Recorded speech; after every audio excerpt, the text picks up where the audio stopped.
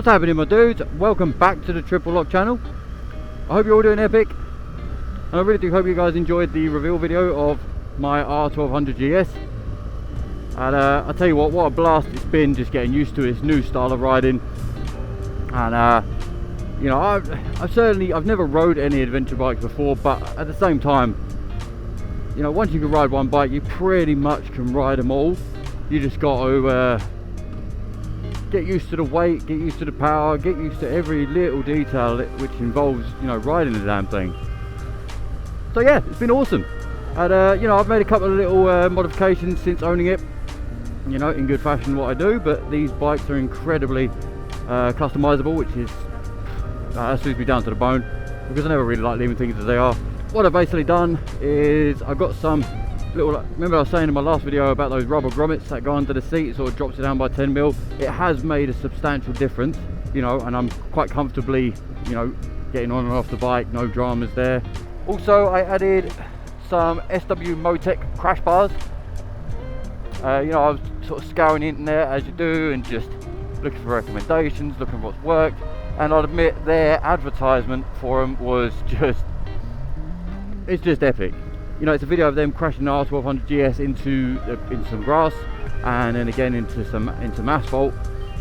So yeah, man, as soon as I saw that video, because you know, majority of the time that you're going to crash this bike will probably be, you know, slow speeds, which is obviously, that's where you want it to have, you know, that's where you want to have faith in it. I don't want to drop it on those, you know, I don't want to drop it on the valve covers. So yeah, now I have a little bit more faith in sort of taking the wife on the back, and you know, sort of no dramas there. Doing slow speed maneuvers in car parks and things, and seeing how low I can sort of chuck it around. And once you get used to this bike, wow, you know, what an incredible machine. It becomes very, very lightweight. Anyway, I digress. Thanks for listening to me rambling on.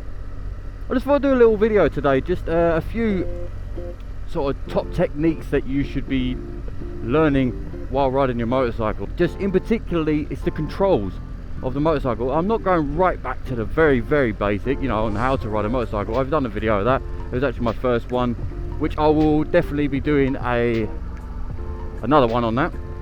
Really what this one's going to be about is really what sort of techniques can you be practicing. So first of all, let's start off with braking, because it's all well and good you giving the throttle a good pull, but if you don't know how to slow down, that's no use to you at all. You know, coming to a slow and a stop is just as important, if not more important, than yanking on that throttle. So first things first is mastering that front brake. As I've said in many previous videos, it's not about jamming it on, it's about being able to progressively squeeze the brake and come to a nice slow. So you roll off the throttle, 2 fingers on, squeeze, squeeze, squeeze, squeeze, squeeze, squeeze. You should be counting to 10, and you should have stopped before you reach 10. Well, you will. But what you don't want to be doing is grabbing a handful. Look how jolty that is when you do that. That's so sharp and shocking. It's like, poof, ugh. Yeah, we don't like that, and the machine doesn't like that either, so we don't do that. And also, you don't want to be jamming on that front brake going into a bend, so do your best to get as much of your braking done before the bend. So like I've said in the previous videos, I'm not going to be going into trail braking and things like that, because it's just that little bit too advanced for, you know, for anybody starting off riding and really trying to hone in on these individual techniques. Okay, so that's front brake. Now rear brake. What should you be doing with the rear brake? Well, if you're coming to a stop or you're coming to an emergency brake, I like to implement the rear brake as well as the front. And if you want to measure it with anything, I suppose percentages are the best possible way, you know, so 70% front, 30% rear. Whew, this area always stinks. Farmyard. So anyway, 70% front, 30% rear, and then that's how we come to a nice decent slow. Now the front brake is obviously to get those forks compressed, to get the front tyre to spread, that contact patch allows you for more grip, and then by squeezing onto the rear brake as well, you're doing the same thing, but you're trying to balance that trying to get that bike nice and level, and you're spreading the contact patch to the rear as well, so that's adding more grip, which is exactly what we're after. More grip, because we don't want to be coming to a slidey stop. It would not be cool.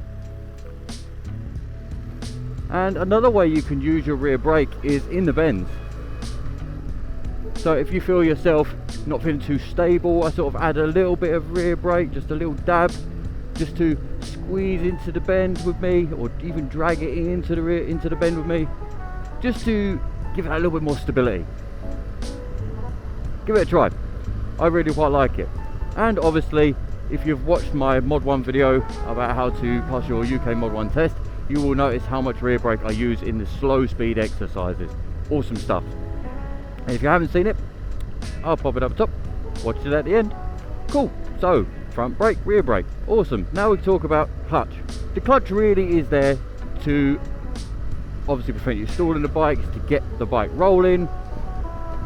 But you can also use it, yes, again, it's in my Mod 1 video.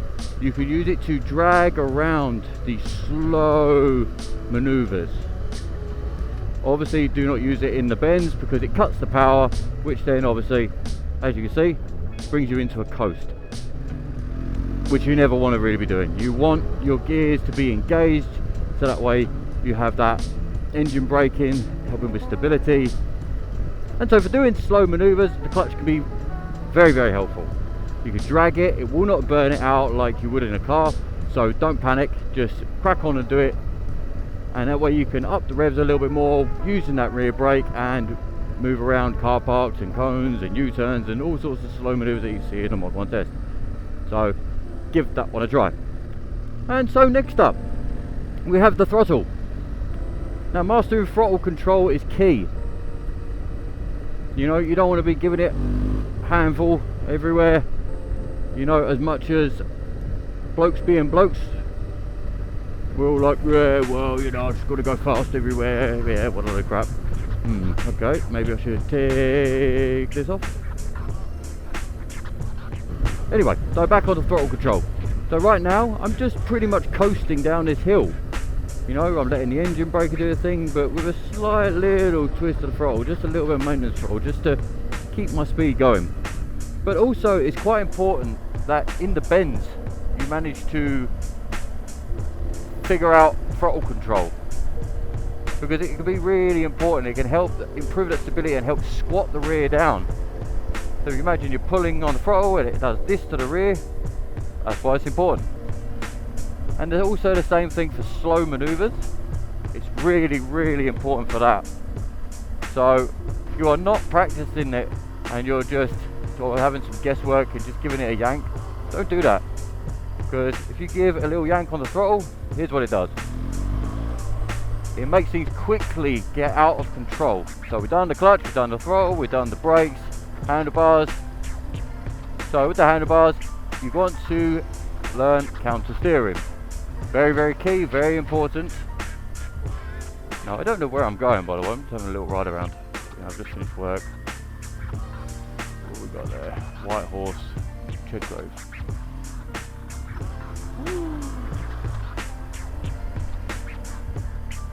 I mean, I don't usually come out this way, but why not? So anyway, counter steering. It works at every speed, every time, whether you're doing 5 miles an hour or 50 miles an hour, it does not matter. It works all the time. And with your counter steering, you should then be obviously practicing your body positioning. So creating that V shape, whether it be the slow maneuvers, so you're leaning to the opposite side and then into the bends, leaning to the outside. So no matter what you're doing, you're creating that. If you've watched any of my previous videos, you'll notice about the compass effect. Very, very effective. Awesome. Anyway, so we've done counter steering, front braking, rear braking, throttle control, clutch control, and a little bit on body positioning. So realistically, those are the key elements to riding a motorcycle. But one that is the key, it is what you can see. It is your vision. It is where you are looking. Are you keeping that head on a swivel and moving it around?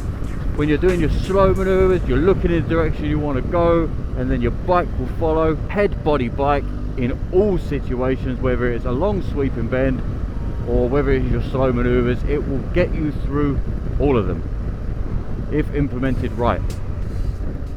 Alright guys, so thank you so much for listening to me ramble on. I very much enjoy doing these videos, because even if it only reaches one person and who reaches out to me and says, hey, thank you so much, this has really helped, then it's all been worth it. And then if I can reach more than one, you know, if I can reach two, then that's two people I've helped, and hopefully saved an accident or saved a problem or whatever it is, you know. And if that can then multiply to many people, then hopefully we can develop many good riders out there, very attentive, very safe, and many people who are getting home to their families. So awesome guys, thank you so much for tuning into this one. I will catch you in the next. Peace out dudes.